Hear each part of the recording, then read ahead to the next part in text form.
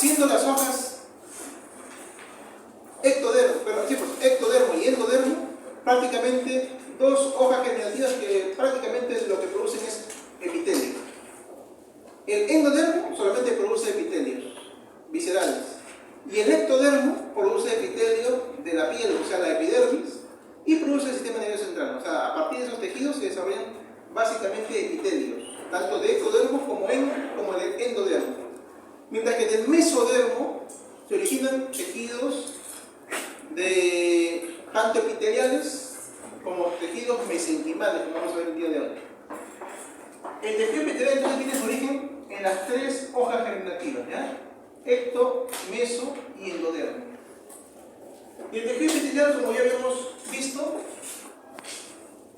es un tejido que se va a ubicar en las superficies corporales.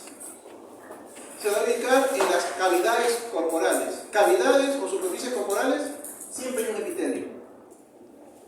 Por eso que es el primer tejido que se enfrenta a cualquier agresión externa y también interna. El primer tejido que se va a enfrentar es el epitelio.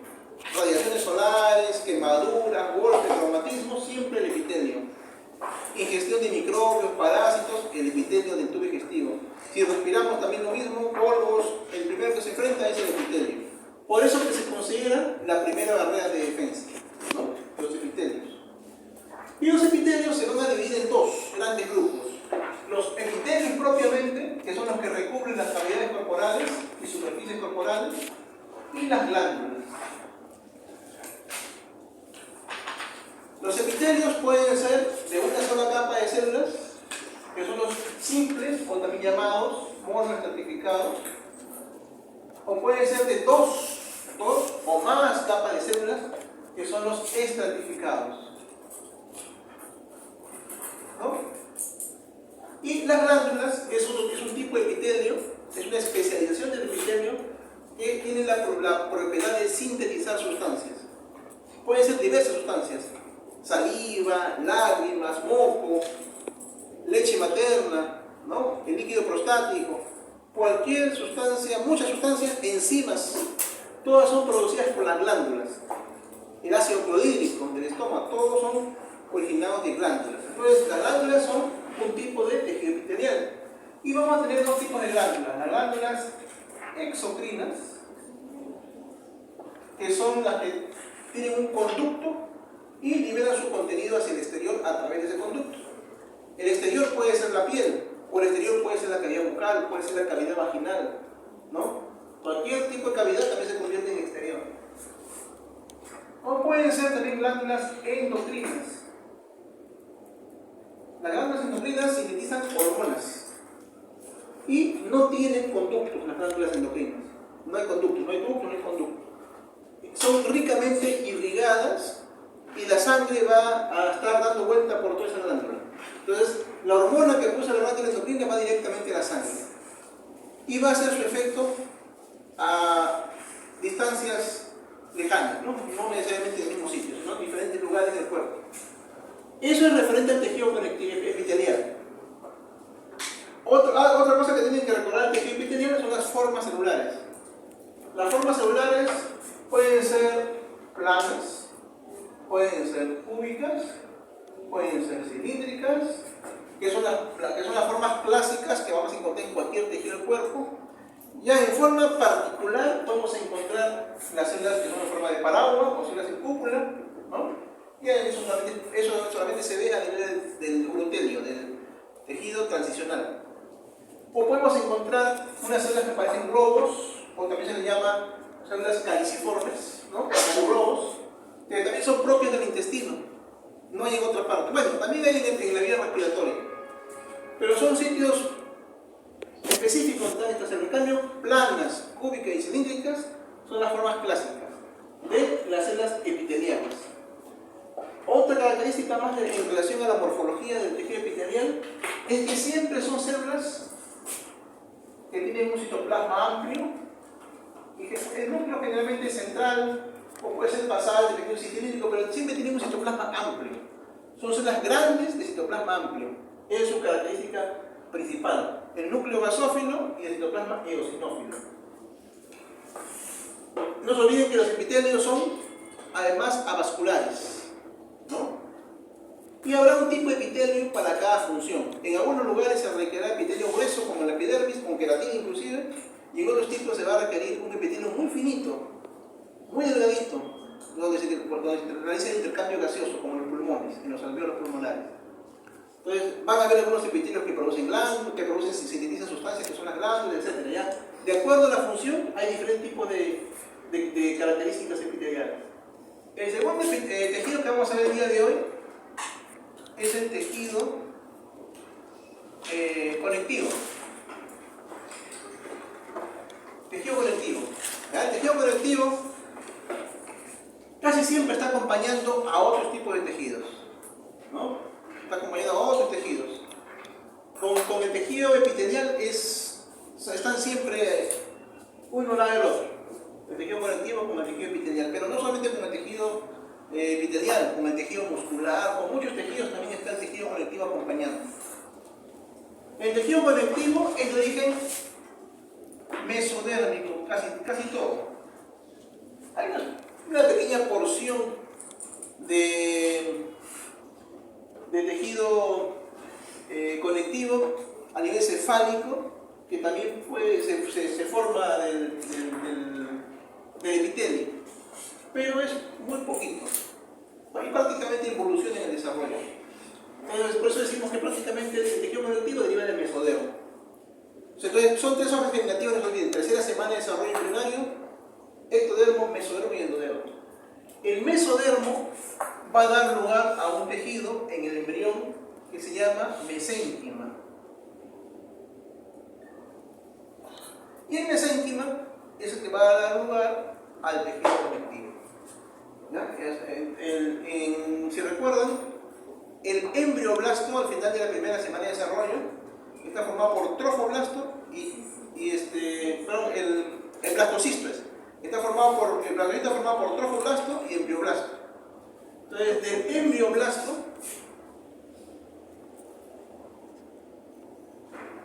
se va a desarrollar el mesodermo, y del mesodermo el mesénquima, y del mesénquima el tejido conectivo y todas sus variantes.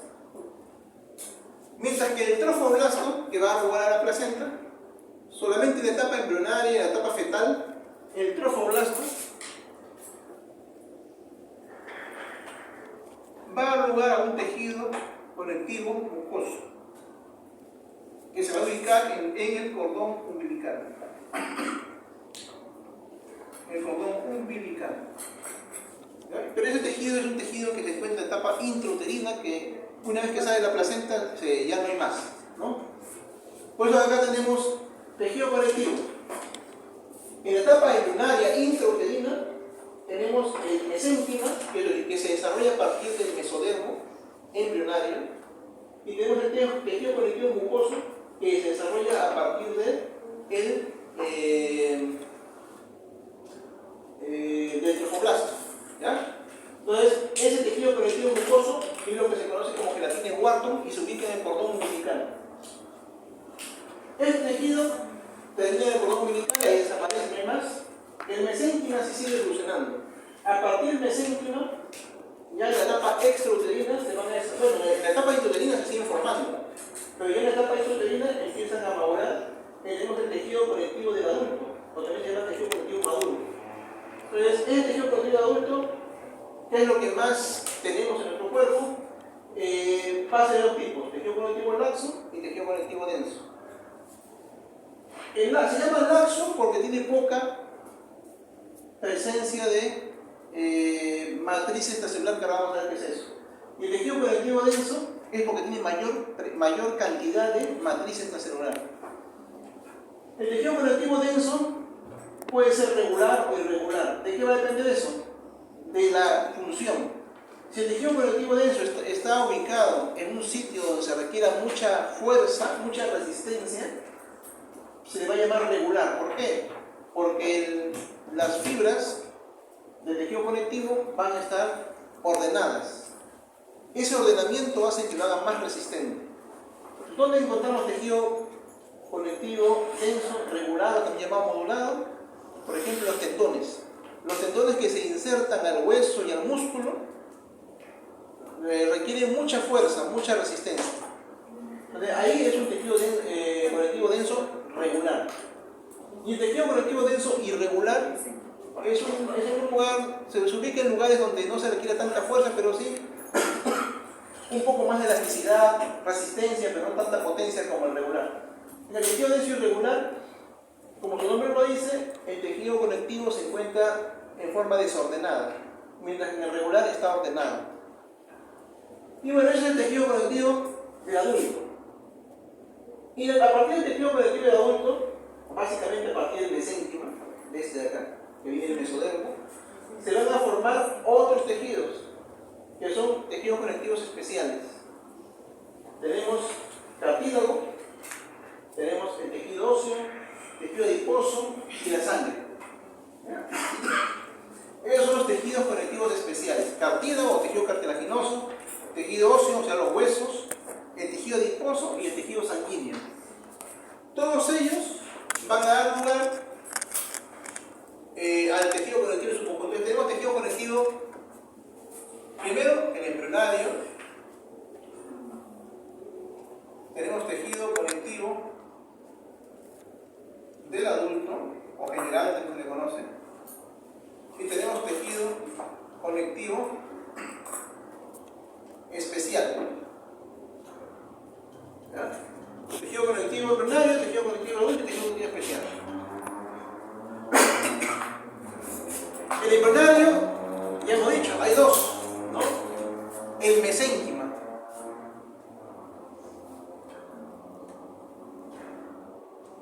Y el tejido conectivo mucoso. Este mesénquima es el que va a dar lugar al resto de tejidos. El tejido conectivo mucoso solamente cordón umbilical y se va. El tejido conectivo de adulto, dos tipos. ¿Cuáles son? Tejido conectivo laxo, tejido conectivo denso. Y dentro del tejido conectivo denso tenemos el tejido conectivo denso regular y el tejido conectivo denso irregular. Y el tejido conectivo especial. Acá vamos a tener varios tejidos. El tejido óseo, el tejido cartilaginoso, el tejido adiposo y el tejido sanguíneo. ¿Ya? Tejido sanguíneo. Esos son los tejidos que se van a desarrollar todos a partir del mesodermo. Todos. Ahora, ¿en qué se parecen? Mira, son diferentes tejidos, ¿no? Aparentemente tienen mucha diferencia. Un hueso con un cartílago, con una grasa, ¿en qué se pueden parecer? ¿No? O con la sangre, ¿en qué se pueden parecer todos los tejidos? Aparentemente son todos diferentes, y en realidad son diferentes, pero ¿en qué se parecen? ¿Por qué están clasificados todos dentro del tejido conectivo? ¿Por qué? ¿En qué se parecen todos ellos? Todos ellos, acá vamos a ver primero la forma celular. Acá hemos visto que habían básicamente tres formas. Y son células que tienen un citoplasma amplio cuando hablamos de epitelios, ¿no? En cambio, en el caso del tejido conectivo, todas las células del tejido conectivo se caracterizan porque son células que le llaman fusocelulares, o células alargadas o células estiradas. O sea, como que uno hubiera agarrado una célula por los extremos y la estira. Así se llama fusocelular. Fusocelular. ¿Ya? Entonces van a tener forma fusiforme. ¿Qué significa forma fusiforme? Significa que van a ser alargados. ¿Ya? Van a ser alargados. Pueden ser alargados grandes o pueden ser alargados pequeños. También pueden ser así nada más y siguen siendo alargados. No importa el tamaño, pero tienen forma alargada o estirada o fusiforme, como es el nombre que se le conoce. ¿Ya? Todos los tejidos conectivos tienen esa característica. Todos tienen esa forma, alargada o fusiforme. No importa el tamaño, unos son más largos, otros son más cortos, pero son fusiformes. Bien, entonces, número uno de la característica es la forma, alargada. Esa es una característica principal, que en todos es común. ¿Cuál es la otra característica que es común? Que las células, cada una de estas células fusiformes, van a segregar, van a producir o van a sintetizar sustancias que van a estar alrededor de la célula. Van a estar alrededor de la célula. Acá tenemos a la célula. Y la célula produce una serie de sustancias y ahí dentro de esa produce una mazamorrita y dentro de la mazamorra ahí está la célula. Pero no está sola, hay muchas células fusiformes. ¿Y cuál es la diferencia con el tejido epitelial? Que las células epiteliales, ¿se acuerdan? Las células epiteliales están íntimamente adheridas una a la otra.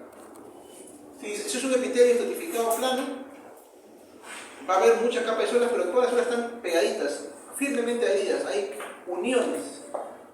En cambio, en el tejido conectivo en general, hay un material que produce la misma célula, que la separa. ¿Ya? Entonces hay un material que la separa de esas células. Y ese material que separa las células se llama matriz. Matriz extracelular.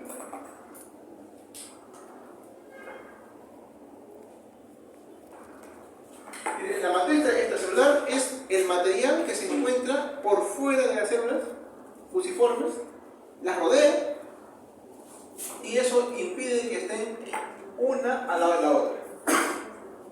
Entonces es una gran diferencia con el tejido epitelial. En el tejido epitelial estaban una a otra pegaditas.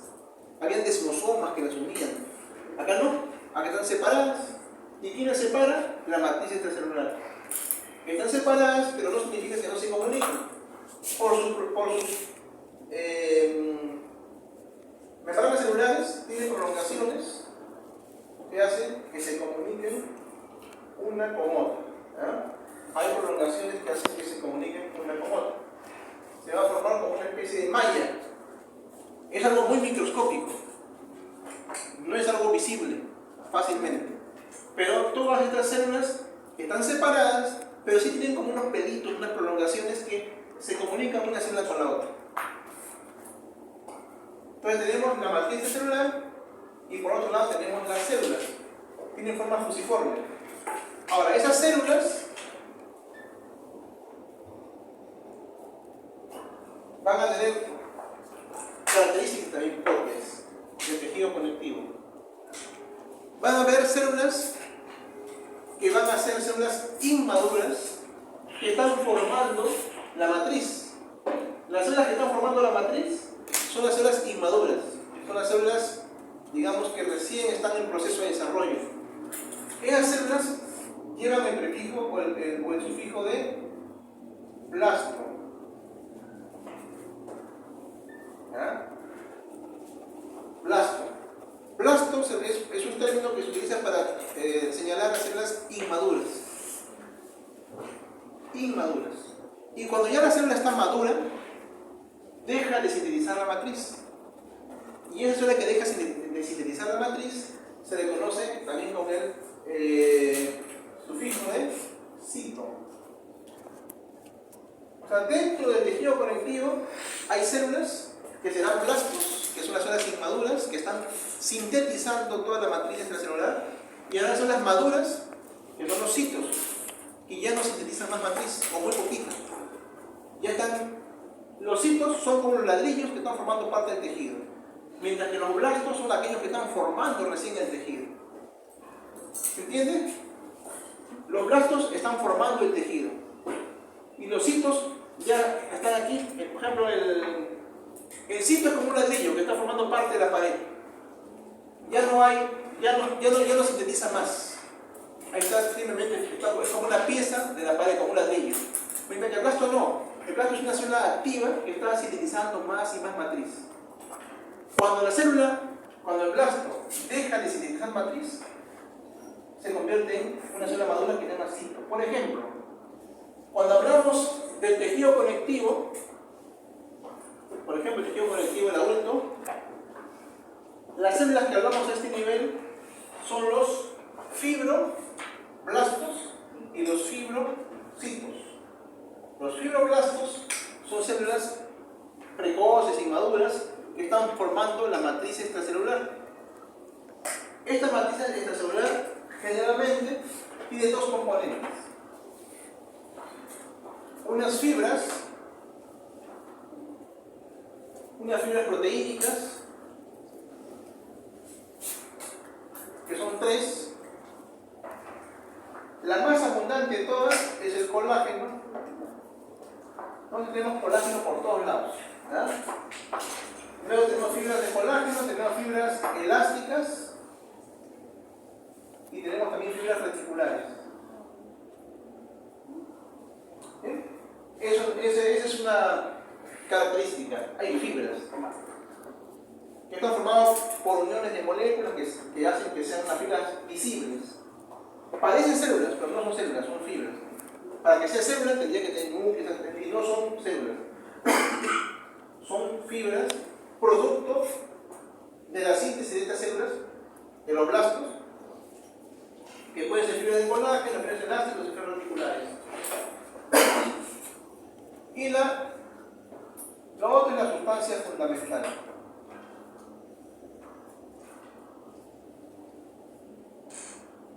Las sustancias fundamentales generalmente son moléculas, como los proteoglicanos, aminoglucanos, etc. Esos proteoglicanos, aminoglicanos, están formando parte de la sustancia fundamental, o matriz amorfa, si se conoce.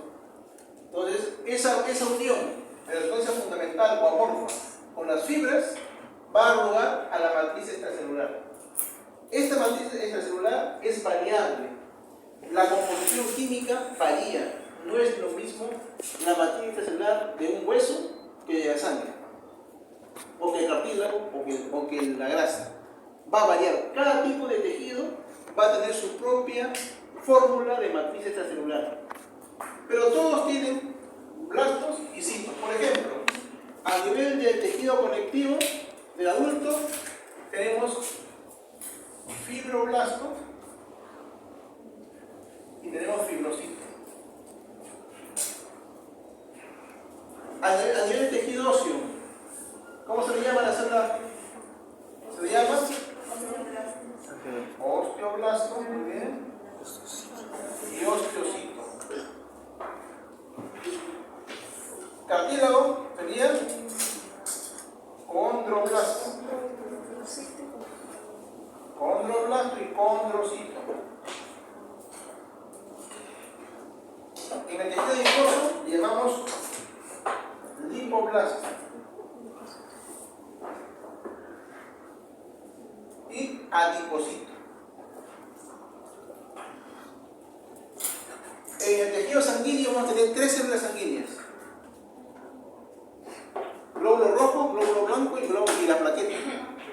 Entonces vamos a tener a los glóbulos blancos, le llamamos en general leucoblastos. ¿Ya? Estamos hablando primero de blastos. Leucoblasto. Leuco es un prefijo que significa blanco. ¿Ya? Pero siempre que escuchen leuco es blanco. Por ejemplo, ¿alguien escuchado la palabra leucorrea? Sobre todo las mujeres. ¿Han escuchado leucorrea? No. Entonces, leucorrea es un término que se refiere a un descenso blanco, ¿no? Que generalmente está originado por hongos, ¿no? La cándida, ¿no? La candidiasis. Entonces, cuando hay un flujo blanco, generalmente asociado al hongo, a la Candida albicans, se le llama leucorrea, ¿no? Leucorrea. Entonces, leuco es un prefijo de blanco. Siempre, por ejemplo, no sé si ustedes escucharon cuando el presidente Fujimori estaba en la cárcel, decían que tenía una lesión en la piel, en la lengua, ¿no? Decían que tenía cáncer de lengua, etc. Entonces, el término que empleaban era leucoplasia. Leucoplasia es un término clínico para referirse a una mancha blanca en la lengua, ¿no? Y leucoplasia es un término que hace referencia a una neoplasia en la lengua, ¿no? Entonces, leuco siempre es blanco. Y blasto significa inmaduro, entonces un glóbulo blanco inmaduro. Y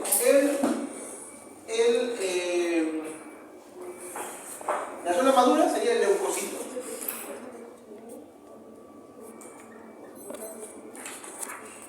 Leucocito. Si es glóbulo blanco, glóbulo rojo, ¿cómo le llamaríamos? Eritroblasto, ¿no? Y eritrocito. Entonces, el glóbulo rojo es un eritroblasto en su fase inmadura, y en su fase madura es un eritrocito. Entonces, todos son blastos o citos, todos son blastos o citos. ¿Cuál es la otra célula que nos falta? Las plaquetas. Las plaquetas van a derivar de una célula que se llama megacardioblasto. ¿Ya? Se llama megacardioblasto. Megacardioblasto. Megacardioblasto significa que son células inmaduras, pero mega significa grande, son unas grandes células inmaduras. Que megacardioblastos. Los megacarioblastos se van a convertir en megacariocitos y luego cuando salen a la sangre se van a convertir en plaquetas o también llamados trombocitos. ¿Ya? Los megacariocitos se fragmentan los megacariocitos y pedacitos de megacariocitos son los que son las plaquetas o también llamados trombocitos. Acá vamos a poner trombocitos. Fue lo que hay trombocitopenia, ¿no? Trombocitosis. ¿Han escuchado eso? Trombocitosis, trombocitopenia, como también decimos anemia cuando hay glóbulos rojos, ¿no? O policitemia, ¿no? Anemia cuando disminuyen los glóbulos rojos, policitemia cuando aumentan los glóbulos rojos, más de lo normal. Trombocitosis y trombocitopenia también es lo mismo. En trombocitosis hay excesivo número de trombocitos o de plaquetas y en el otro hay disminución. Leucopenia, ¿no? Cuando hay disminución de glóbulos blancos. Y leucocitosis, cuando hay demasiados glóbulos blancos. Estos ya son términos que se aplican cuando uno hace conteo de glóbulos de estas células en la sangre periférica. Entonces tenemos los tres tipos de células. Bien, entonces todas tienen lo mismo. ¿En qué se caracterizan todas las células? Todas las células son blastos o son citos y tienen toda su matriz extracelular. La matriz extracelular varía. Es lo único que varía.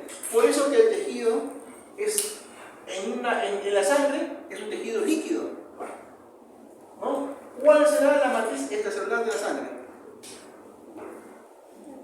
La matriz extracelular de la sangre, ¿cuál será? El plasma. El plasma, ¿ya? El plasma, porque está en un medio líquido. Ese plasma siempre va a estar líquido. Pero hay otros tejidos que se hacen muy duros, como el hueso. Pero se llama matriz osteoide, ¿no? Tiene el hueso, se llama matriz osteoide. Y el hueso lo que tiene otras características, tiene lo mismo, pero en diferentes concentraciones. Y además tiene unos pirofosfatos que atraen que se agreguen calcio. Atraen el calcio. Entonces esa atracción por el calcio hace que al final se haga dura la matriz extracelular, que se le llama matriz osteoide. En el caso del cartílago se le llama matriz condroide. ¿Ya? En el tejido adiposo, ¿cuál es su matriz extracelular? La matriz extracelular del tejido adiposo es la fibra reticular. ¿Ya? La fibra reticular es la matriz extracelular del tejido adiposo. Ya vamos a ver después. Reticular viene de red, ¿no? Se forma como una red alrededor de los adipocitos y esa es su matriz extracelular. En el tejido conectivo adulto, ¿cuál es su matriz extracelular? La matriz extracelular va a estar formada en la mayor parte por colágeno. En algunos lugares predominan fibras elásticas, va a predominar fibras elásticas, en otros fibras reticulares. Pero en la mayor parte, el colágeno que más abunda. ¿Ya? Habrá sitios donde se requiere mucha fuerza, mucha protección, mucha resistencia, el colágeno. Habrá sitios donde se requiere mucha elasticidad. Por ejemplo, las arterias, las grandes arterias, el tubo digestivo, se requiere elasticidad. Los pulmones, Entonces ahí predominan fibras elásticas. Y fibras reticulares viene de red. Generalmente son más frecuentes en órganos sólidos. Como es una red, pero es una red microscópica, no se ve a simple vista. Tampoco no se ve al microscopio convencional. Es por eso que utilizan aquí en este tipo de tejidos coloraciones especiales de histoquímica, ¿ya? Para poder identificar estas fibras. Acá se utiliza coloración de histoquímica. Hay diferentes coloraciones de histoquímica. Para colágeno utilizamos una coloración que se llama tricrómica de Mason o de Mason. Para fibras elásticas utilizamos una coloración que se llama coloración argéntica. Para fibras elásticas utilizamos la coloración de Berger. Y para las reticulares, coloración argéntica. Entonces son diferentes coloraciones dependiendo qué estamos buscando. Entonces el tejido conectivo del adulto tiene estas características y cada tejido conectivo del adulto va a variar dependiendo de dónde se encuentre. Por ejemplo, la cápsula de hígado, la cápsula de Grissom, es un tejido que requiere mucha resistencia, va a tener más colágeno, ¿no? Y así van a haber diferentes ubicaciones. Entonces hasta aquí, ¿alguna pregunta? Ya sabemos por qué el tejido conectivo tiene tantas variantes y que aparentemente parecen diferentes, pero ¿en qué se parecen todas? Todas tienen células fusocelulares, son células alargadas, todas tienen matriz extracelular, todas tienen células que pueden ser citos o pueden ser blastos, o al revés. En un primer momento son blastos y después ya cuando las células maduras se convierten en citos. No. Blasto inmaduro y cito maduro. No evoluciona. Las células se van diferenciando, van madurando, pero no en retroceso no. Bien, ¿preguntas? Eso estamos viendo ahí.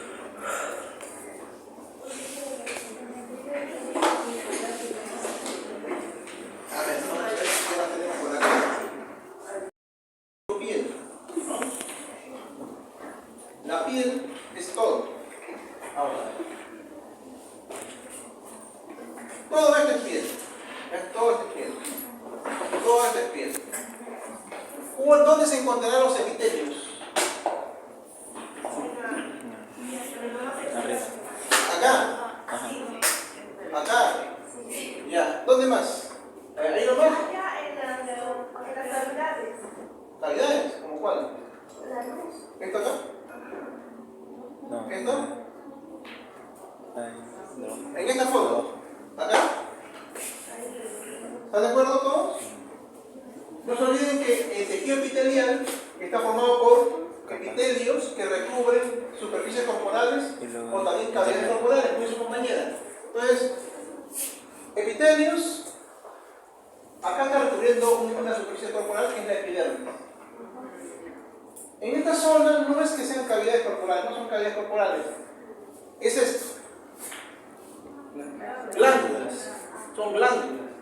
Porque las glándulas exocrinas se van a producir por invaginación del epitelio. Se invagina y se van a diferenciar acá en diferentes tipos glandulares, eso ya viene programado genéticamente. Y van a haber conductos que lo conectan con el exterior. Por ejemplo, esto que también ustedes acá son glándulas sebáceas, ¿no? Esas glándulas sebáceas. Por acá están, estos son los conductos excretores, pero acá también sirve de asiento para el pelo. Estos son los pelos, estos son los folículos pilosos. Por acá está el pelo, lo mismo es esto. Son conductos de las glándulas y también por ahí están haciendo los pelos, ¿ya? Los pelos de la piel. Entonces la epidermis, la piel tiene epitelio en epidermis y tiene epitelio en los anexos cutáneos, las glándulas y los pelos. Ahí tenemos la epidermis. Tenemos epitelio, perdón. Todo el resto que ustedes ven aquí, todo esto, eso es tejido conectivo. Eso se llama dermis, ¿no? Esta es la dermis. Acá también es la dermis. Entonces, esa dermis está formada por tejido Este tejido conectivo está formado por células, que son los fibroblastos o fibrocitos, pero que son muy escasos en comparación con el epitelio. Los epitelios son células que están una tras otra. Las células de origen mesodérmico que forman el tejido conectivo son células que están muy dispersas. Y lo que las separa es un material, y hemos mencionado, lo que más predomina es el colágeno en este caso. En la piel lo que más predomina es el colágeno. En la superficie, hay dos tipos había dicho que hay dos tipos de tejido conectivo, ¿no? Del adulto. Laxo y denso. Entonces en la piel se puede ver eso fácilmente. La parte superficial que se encuentra en contacto con el epitelio, hay un tejido conectivo laxo. Y ahí lo ven de un tono más rosado, pálido. Y las fibras casi no se notan, solamente se ve una coloración rosada. Pero de aquí hacia abajo hay un tejido conectivo denso. Se ve más irregular, ¿no? Las fibras más gruesas. Acá no se ve nada de eso. Acá se ve más. Este es el tejido conectivo denso. Dermis superficial, dermis profunda. Tejido conectivo laxo arriba, tejido conectivo denso abajo. Como es un tejido conectivo denso desordenado, este es un ejemplo de tejido conectivo denso irregular, o también llamado no modulado. Y la parte superficial es un tejido conectivo laxo. El tejido conectivo laxo generalmente es el que acompaña a los epitelios. ¿Por qué? ¿Qué tienen los epitelios? ¿Qué es lo que no tienen los epitelios? ¿Recuerdo? No tienen vasos sanguíneos. ¿Y dónde están los vasos sanguíneos? En la dermis. Acá están los vasos sanguíneos. Desde la dermis superficial hasta la parte profunda hay vasos. Acá están los más pequeñitos, con los vasos profundizantes, están los vasos más gruesos. Entonces, ¿por qué se requiere que aquí haya un tejido conectivo laxo? Porque eso permite que haya una mejor difusión de gases hacia el epitelio.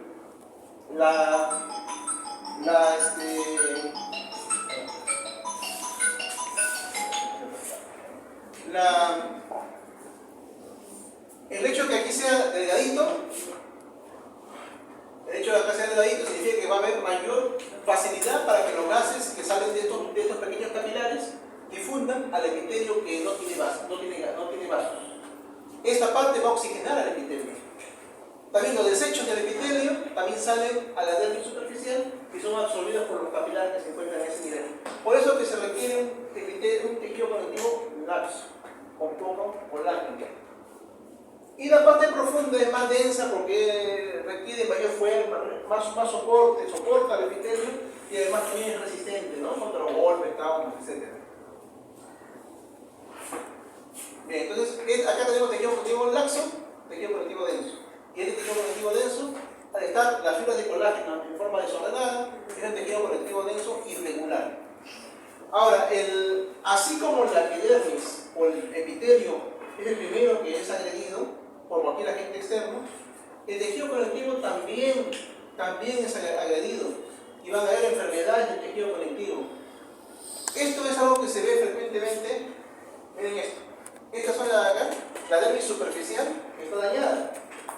¿Se dan cuenta? Este es dermis superficial, este está normal. Esta dermis superficial está dañada, está con estas zonas medias plomizas, ¿no? Entonces está dañada. ¿Qué ha pasado acá? Las fibras de colágeno se han roto, se rompen, y esto se pone algo reblandecido. Y se va a notar al exterior, se va a manifestar al exterior clínicamente. Ustedes van a ver al paciente que ya no es normal, y lo van a ver de esta forma, así, ¿no? Manchitas y arrugas son producto del envejecimiento de la piel. Y esto es producto de la radiación solar, ¿no? Cuanto mayor radiación solar nos expongamos, más rápidamente aparece esto, ¿no? Y también las tesis más claras también, ¿no? Cuando la piel es más clara, más facilidad para que ocurra esto. Esto se llama elastosis solar. Es una enfermedad del tejido conectivo que es producido por la radiación solar. Se rompen las fibras de colágeno superficiales, que son pocas, son laxas, y produce estos cambios que se traducen en esas manchitas y arrugas, envejecimiento de la piel, elastrosis solar. Entonces, ¿quién se está afectando? El tejido conectivo. Enfermedad mixta del tejido conectivo y síndromes, etc. El tejido conectivo también puede ser asiento de enfermedades autoinmunes. Autoinmunes significa que nuestras defensas, en lugar de protegernos, nos atacan. Eso es autoinmune. Nuestras defensas nos deben defender de una infección bacteriana, de una infección viral o de cualquier otra lesión externa. Nuestro sistema inmunológico nos debe defender. Pero en algunas condiciones, el sistema inmunológico está alterado y en lugar de defendernos, nos ataca. Eso es una enfermedad autoinmune. Y la enfermedad autoinmune frecuentemente afectan al tejido conectivo, ¿no? Hay varias enfermedades de ese tipo, por ejemplo el lupus, etc. Manifestaciones clínicas, ejemplo de esas enfermedades autoinmunes es esto: fenómenos de vasoespasmo, esto se llama fenómeno Raynaud, donde cuando la persona agarra el agua helada se pone morada, ¿no? Se pone morado los dedos, pero morado de verdad, no un poquito parado, no, se pone morado y duele, ¿no? En otros casos la piel se hincha, los dedos se hinchan en invierno. En verano están normales, en invierno se hinchan los dedos. Pero también son problemas de autoinmunidad. Y aquí está la razón. ¿Por qué se dice que es autoinmune? Acá hay una biopsia de piel en estas personas. ¿Qué hay en la piel? El epitelio está ahí, está normal. Ven ustedes ahí una serie de puntitos, ¿no? Esos puntitos son células inflamatorias, son linfocitos. ¿Y a dónde están atacando los linfocitos? Al tejido conectivo, ¿no? Al tejido conectivo. Todo ese tejido conectivo está siendo atacado por su propio sistema inmunológico de la persona. ¿Por qué? Porque se forman autoanticuerpos. Se forman anticuerpos que se fijan a ciertas zonas del tejido y a ese sitio van a llegar linfocitos y van a, entre comillas, ellos interpretan que lo están defendiendo, pero en realidad lo están atacando. Entonces, de ese tipo son las enfermedades autoinmunes. Bien, etiología del sistema conectivo: tenemos células, tenemos matriz celular. Dentro de la matriz celular tenemos las fibras proteínicas, que son colágeno, fibras elásticas reticulares, y el componente amorfo o sustancia fundamental, que son los proteoglicanos, glucoproteínas multiadhesivas y los glucosaminoglucanos o glicanos. Estos últimos, estas glucoproteínas, glucosaminoglicanos, muchas veces los venden como productos comerciales. Tienen mucha publicidad. Van a ver ustedes la condritina, la venden, el capítulo del tiburón, ¿no? Esas cosas las venden, ¿por qué? Porque son fuentes de estas sustancias. De estas sustancias que están acá. El colágeno también es algo que lo vendan, ¿no? Frecuentemente. El colágeno. Diferentes tipos de colágeno. ¿Por qué? Porque el colágeno es algo que es muy abundante en nuestra célula, en nuestro cuerpo, ¿sí? ¿Qué quiere decir con el colágeno hidrolizado? Son diferentes presentaciones nada más. En su proceso de síntesis, el colágeno pasa por diferentes etapas. Entonces, durante su formación va a pasar por diferentes etapas. Entonces hay diferentes tipos de colágeno. Hay algunos colágenos que se absorben mejor que otros. Pero el colágeno, para que se absorba, requiere vitamina C. Si no hay suficiente ingesta de vitamina C, el colágeno se va a ir en las heces, ¿no? Se va a ir en las heces. Por mejor que sea el colágeno, siempre se ve en las heces si no se toma con vitamina C. Bien, entonces lo mismo, las células tienen matrices celulares, tienen proteínas fibrilares, tienen células especializadas. Funciones del tejido conectivo: brindan soporte estructural, sirven como medio de intercambio, contribuyen a la defensa y protección del cuerpo, crean un sitio para el depósito de grasa. Quiero resaltar la tercera. No, la segunda. Ahí está la tercera. Contribuyen a la defensa y protección del cuerpo. Eso es muy importante. ¿Por qué? Porque cuando el tejido epitelial, que es la primera barrera de defensa, es sobrepasada, ¿no? una herida, o un golpe, o una infección que ingresa, atraviesa la epidermis, o internamente también. Hay una lesión a nivel del esófago o de la cavidad bucal que sobrepasa el epitelio. Si sobrepasa el epitelio, que es la primera barrera de defensa, significa que ha roto, ha pasado la membrana basal. Después de la membrana basal va a haber tejido conectivo.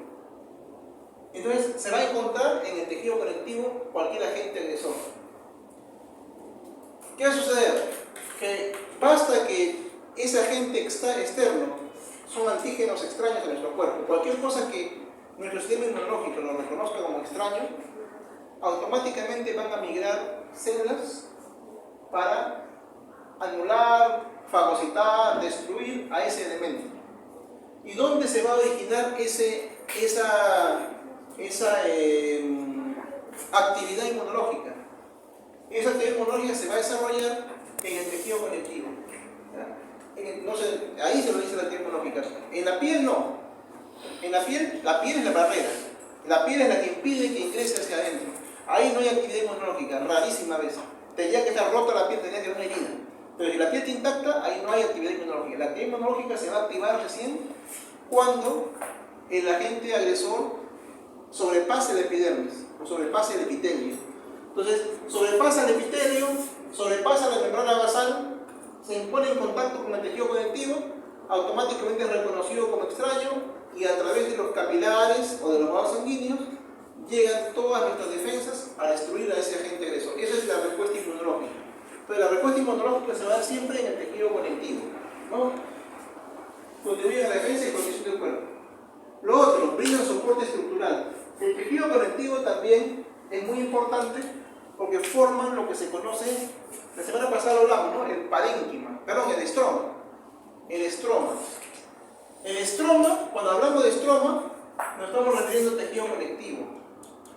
¿Por qué? Porque el estroma es lo que da soporte a un órgano, tanto estructural como funcional.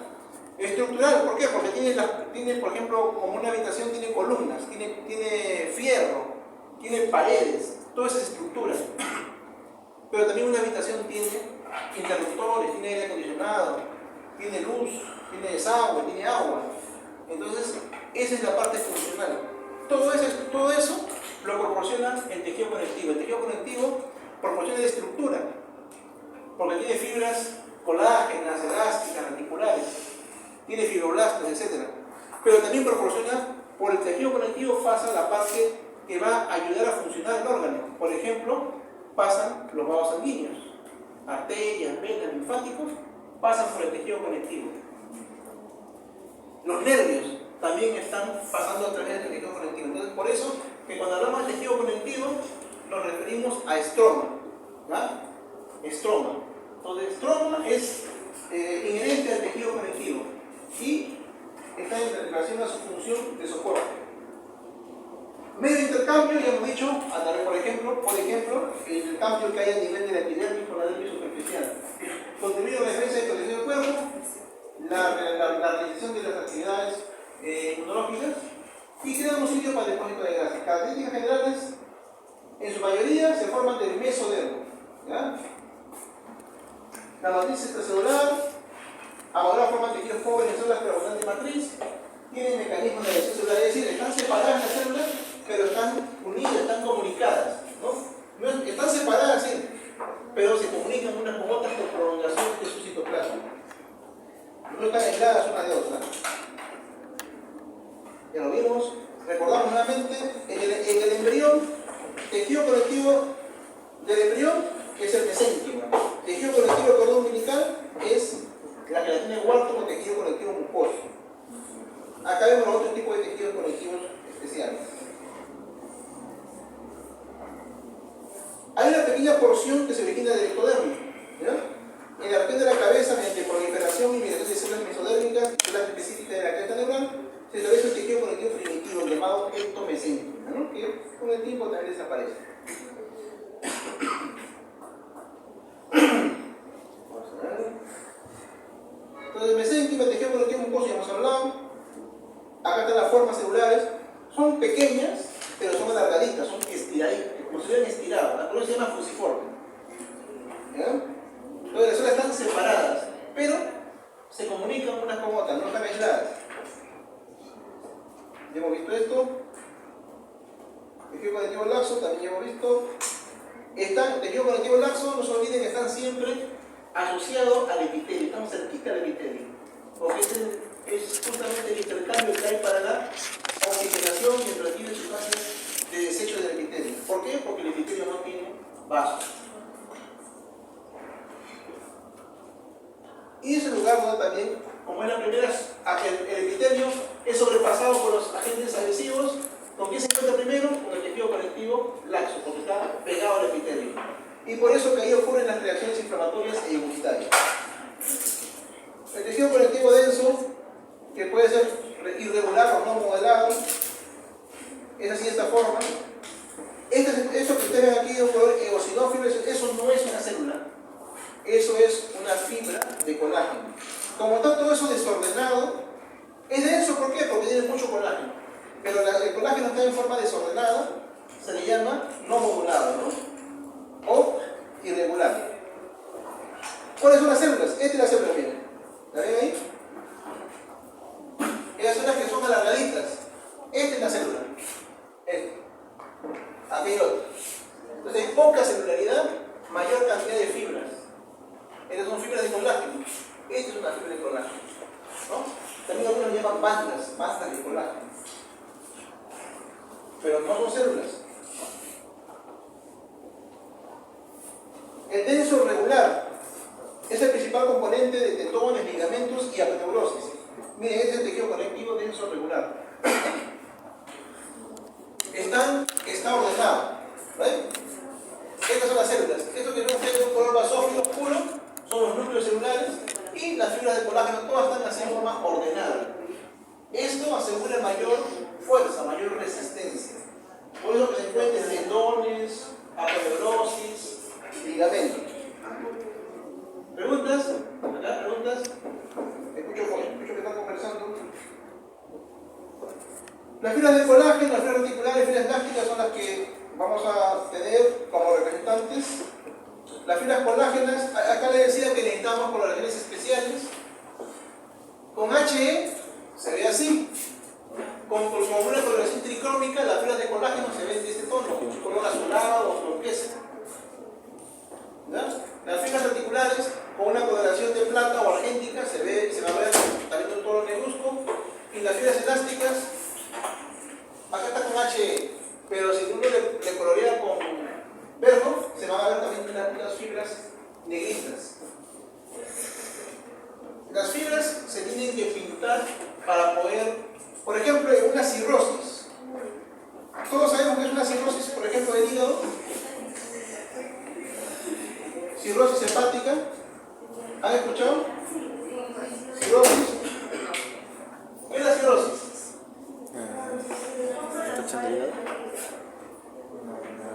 ¿Qué pasa en la cirrosis? ¿Qué pasa con el hígado? ¿Qué han escuchado? ¿Ah? ¿Qué han escuchado de una cirrosis hepática? ¿Qué cosa hay? ¿Nada? Ecográficamente se puede ver una irregularidad en su pared. En la pared. ¿Pero qué parece? Ya, se ven cicatrices, sí. Se ven cicatrices. Cuando hay cirrosis, lo que está ocurriendo es una cicatrización del hígado. Normalmente, el hígado no tiene cicatrices. Normalmente el hígado es liso. Pero cuando el hígado cicatriza, ya no se ve liso. Se van a ver cicatrices que jalan al tejido hacia dentro. Entonces ya no lo vas a ver liso, lo vas a ver como si fueran nódulos. Vas a ver el hígado con muchos nódulos. Así va a ser el hígado. Un hígado cirrótico es así. Y un hígado normal es así. Liso. Un hígado cirrótico es así. ¿Por qué ocurre eso? Porque internamente, microscópicamente empieza a cicatrizar. ocurre esa cicatrización? Porque las células mueren. Cuando una célula muere, tiene la capacidad de regenerarse o de repararse. En el caso del hígado, tiene las dos funciones. Se puede regenerar y se puede reparar. ¿Por qué? Porque los epitelios son unos pocos tejidos que tienen la capacidad de regenerarse. Entonces, el hígado es un órgano epitelial. Entonces se puede regenerar, pero también se puede reparar. Cuando se repara, se forman los nódulos. Entonces, ¿cuál es la forma de diagnosticar la cirrosis hepática? La ecografía no es. Laboratorio tampoco. La clínica tampoco. O sea, son criterios. Pero la forma, el gol estándar para el diagnóstico hepático de cirrosis hepática es la biopsia. Se le punza al paciente con una aguja y se saca un pedacito de tejido bien finito, con un hilito, y ese hilito, que mide 1 milímetro, se colorea primero con hematoxina y eosina y luego se le colorea con, si sospechamos que tiene cirrosis, se le va a colorear con tricrómica de Mason, o sea, con la tricrómica. Entonces, si es que lo que encontramos ahí son células colágeno, se va a pintar de un color turquesa, un color azulado o verdoso. Diferente calidad, pero es tipo. ¿Por qué? Porque tenemos que estar seguros que es cirrosis. Con HE se pueden ver las fibras de colágeno, pero también el colágeno se puede confundir con otras células. Entonces, para que no haya ningún tipo de duda, se le hace la coloración tricrómica. Entonces, en una biopsia hepática se le hace la coloración tricrómica y si colorea como estamos pensando, la zona problema, entonces se hace el diagnóstico de cirrosis. Y ya, imagínense, catalogado como cirrosis. Ya eso es irreversible. La cirrosis es irreversible, no hay reversibilidad. Hay estadios previos a la cirrosis que sería graso, sí se puede revertir, pero la cirrosis no. El diagnóstico de cirrosis se hace con coloraciones especiales. ¿Y cuál es el objetivo? El objetivo es identificar el colágeno. ¿Por qué? Porque el colágeno es abundante en las cicatrices. Todo lugar donde tengamos cicatriz, lo que tiene es abundante colágeno. Todas las reparaciones tisulares, toda cicatriz que tengamos, cualquier sea, lo que tiene es abundante colágeno. Colágeno, bueno, la estructura del colágeno, fibras reticulares, así se ve la fibra reticular negrita, ven ahí arriba en la foto, se ve como una trama negrita, así se ve con coloración especial de plata, géntica. Y las fibras elásticas también las van a ver en la práctica. Acá se logran ver como unas tenues, es HE, se ve como una cosa muy tenue acá, pero si hacemos una coloración de verde, esta cosa que es muy tenue se va a ver negro, un hilo negro se va a pintar. Entonces ahí queda demostrado la presencia de esas fibras. Bueno, la noticia lo hemos visto. La sustancia fundamental, proteoglicanos, glucosaminoglicanos, proteínas multiadhesivas, ¿no? Esa es la matriz celular de la grasa, que es la zona fibra de la reticulina. Se ve como una red, ¿no? Se ve como una red. Bien, las células del tejido conectivo, si bien es cierto, hemos visto que hay unas células principales, también hay otras células que acompañan a las células principales, que se llaman células residentes. ¿Por qué? Porque son células que están en el tejido conectivo. Algunas son propias del tejido conectivo y otras no. Han nacido en otro lugar y se han quedado en el tejido conectivo ya y se le llaman células residentes. ¿Ya? Tenemos células residentes, fibroblastos, miofibroblastos, macrófagos, adipocitos, mastocitos, células madre adultas. Los mastocitos y los macrófagos son células que se forman en la sangre, la médula ósea roja. Pasan a la sangre y de la sangre pasan al tejido conectivo, los macrófagos y los mastocitos. Entonces, en nuestro tejido conectivo, como es el lugar donde se realiza la respuesta inmunológica, siempre tiene células dispuestas a atacar antes de que llegue el resto, ¿no? Entonces ahí tenemos macrófagos y tenemos mastocitos. Siempre. O sea, nuestro cuerpo no espera que se active la respuesta para Ya tenemos células en el lugar esperando, macrófagos y mastocitos. Y las células que son errantes o transitorias son las que llegan cuando hay respuesta inflamatoria o respuesta inmunológica. Los linfocitos, células plasmáticas, los neutrófilos, los eosinófilos, basófilos, monocitos. Si son virus, linfocitos. Si son neutrófilos, o sea, si hay mucha bacteria, neutrófilos. Si hay parásitos, eosinófilos, ¿no? Cada tipo de célula va a aparecer dependiendo cuál sea el agente del desorden.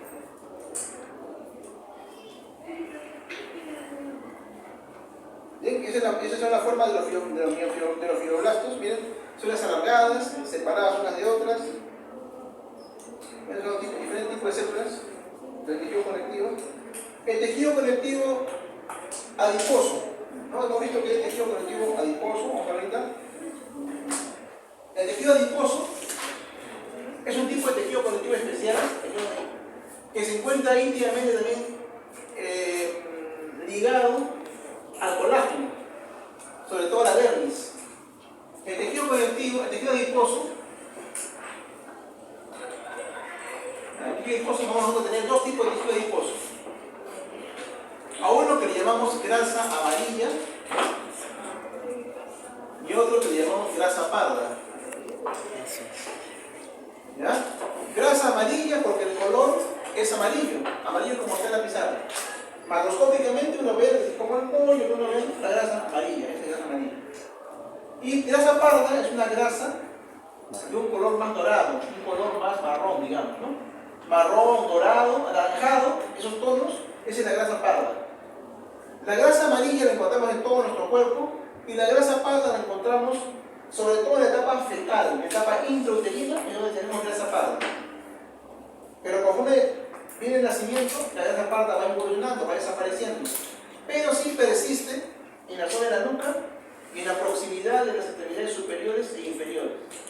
Toda la zona proximal de las extremidades superiores e inferiores, hay grasa parda todavía al nacimiento y en la niñez, la primera infancia, hay grasa parda. Esa grasa parda, conforme pasen los años, debe ir disminuyendo, puede desaparecer en la adultez, pero esta grasa parda, que es predominantemente en la etapa prenatal, tiene mucha tendencia a desarrollar neoplasias. Entonces, si ustedes encuentran cualquier tumoración que esté en la zona de la nuca o próxima a las extremidades superiores o inferiores, siempre hay que descartar que no sea algo maligno, ¿no? Por más que parezca benigno, hay que hacerle la biopsia, sacarlo. ¿Por qué? Porque puede haber posibilidad de que se haya desarrollado a partir de grasa parda. Y esta grasa parda tiene mucha tendencia a hacer neoplasias. Entonces, cualquier lipoma, entre comillas, lipoma es un término para neoplasia benigna de la grasa. Entonces, si está formado por grasa amarilla es benigno, pero si está formado por grasa parda hay que descartar malignidad. Y eso es siempre proximidad de extremidades y en la nuca. Histológicamente la grasa amarilla es como la ven ahí, son células grandes que tienen el núcleo y los organelos rechazados hacia un polo por una gran vacuola. Esa es la grasa amarilla. Esta vacuola de grasa no se pinta. Cuando uno lo ve al microscopio va a ver zonas transparentes. No se pinta, ¿por qué? Ya lo dijimos alguna vez, porque el silol, que es un reactivo químico, elimina la grasa del cuerpo. Entonces esto va a estar transparente. Esa es la grasa amarilla, también llamada microscópicamente, ¿no? Uninocular, porque tiene una sola vacuola. Y la grasa parda pueden ser más chiquitas, tienen el núcleo central y tienen muchas pequeñas vacuolitas, pequeñas. Y además tiene también mucha mitocondria. Eso hace que la célula sea de un tono más eosinófilo. Se les vea eosinófilas con núcleo y con muchas burbujitas. Cada burbujita es un lugar donde se encuentra la grasa, el depósito de grasa. Generalmente son células que proporcionan calor en la etapa intrauterina. Enfermedades de la grasa, la obesidad, por ejemplo, ¿no? Células que se encuentran en el tejido conectivo, los cositos, son células transeúntes. Bien, acá al final tenemos una imagen de lo que es la coloración tricrómica. Esta es coloración tricrómica, al final.